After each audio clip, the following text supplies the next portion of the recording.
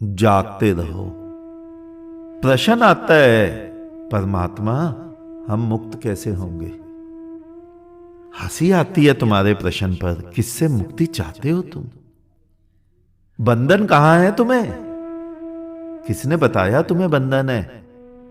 तुम्हारे मूढ़ धर्म गुरुओं ने, जो कहते जन्म मरण से मुक्त हो जाओ। कहां जाओगे? एक पुष्प, गुलाब का पुष्प एक पौधे पे उगता है, अगले दिन तक मुरझा जाता है, मर जाता है। दूसरे तीसरे दिन कोई नया पुष्प उगता है। क्या वो वही है जो मरा था, या जो मरा था वो कहीं और जाकर उग गया? कुछ नहीं समझ आई। मूढ़ों की उंगली थामे चलोगे तो गड्ढे में ही गिरोगे। कोई मुक्ति कहीं और नहीं है। जहां तुम खड़े हो बस वहीं एक कदम की दूरी पर है। अष्टावक्र गीता पढ़ी होगी तुमने। अष्टावक्र का वचन भी सुना होगा। जब जनक घोड़े पर एक पैर रख चुका था तो अष्टावक्र ने कड़कदार आवाज में कहा, ठहर जनक, बस इतनी ही दूरी है तेरे बंधन में और तेरी मुक्ति में।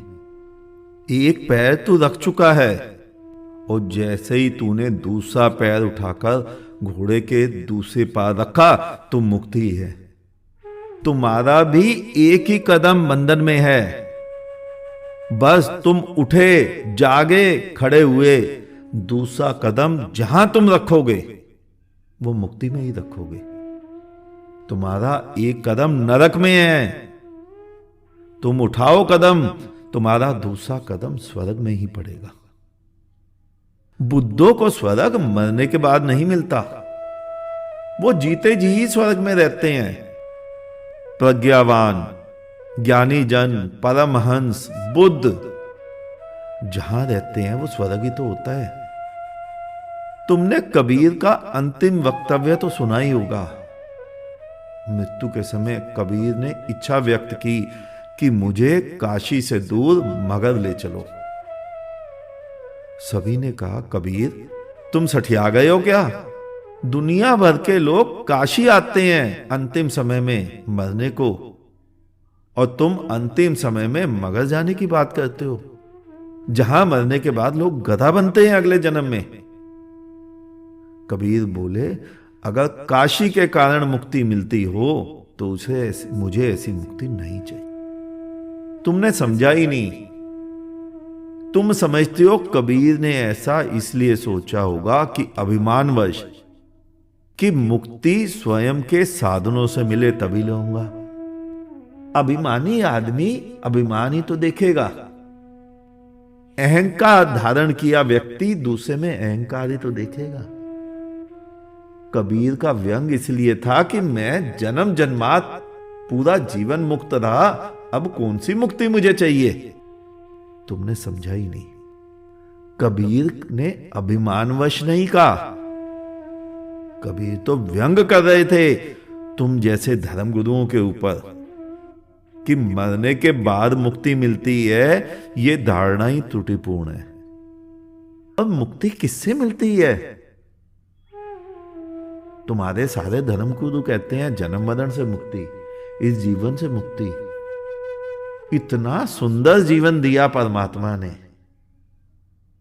तुम जाते हो 25-30 वर्ष के होके पिकनिक मनाने अपनी पत्नी के साथ हनीमून ट्रिप पे, तो क्या आके कहते हो कि अब हम दोबारा जीवन भर ऐसा हनीमून ट्रिप कभी नहीं मनाएंगे, कभी घूमने नहीं आएंगे, कभी स्विट्जरलैंड नहीं जाएंगे?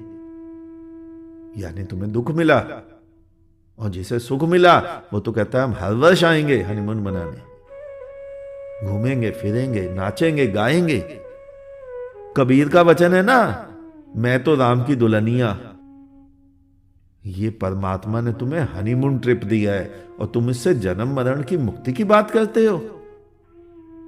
तुम्हारे धर्म गुरु जरूर नरक में रहे होंगे जिन्होंने ये सिद्धांत दिए कि इस जीवन से जन्म मरण से मुक्त होना है। इतना सुंदर जीवन, हजारों हजारों वर्षों के बाद कभी किसी को सौभाग्य प्राप्त होता है ऐसा जीवन मिले। और तुम्हारे मनुष्य देह की बात नहीं कर रहा हूं, कौआ, कुत्ता, गाय, हंस, चिड़िया, तोते सभी आनंदित हैं। इतना सुंदर जीवन। केवल मनुष्य दुखी है क्योंकि उसने अंधों की उंगली पकड़ी हुई है। तुम्हारी मुक्ति और बंधन में कोई अंतर नहीं है, तुम्हारी सोच का अंतर है। कदम उठाओ, उठ खड़े हो। दूसरा कदम जहां तुम्हें मैं समझाऊंगा वहीं रखना, तुम मुक्त हो। और वरना लगे रहो जिन उपायों को करते हो। 50 के हो गए, 70 के हो गए, 80 के हो गए, तुम्हारे मूल धर्मगुरु 90 के भी हो गए, करते रहो। जब वो मरेंगे उनके शिष्य उन्हें हाथ पैर मरोड़ के